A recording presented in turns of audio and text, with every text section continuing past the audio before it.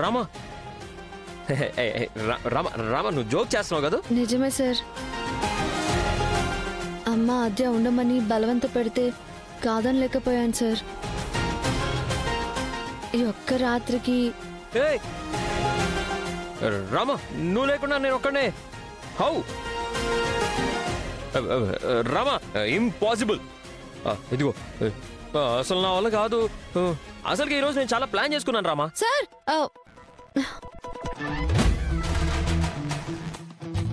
రామా రామా పక్కన ఎవరైనా ఉన్నారా? అమ్మ ఆద్య. అబ్బా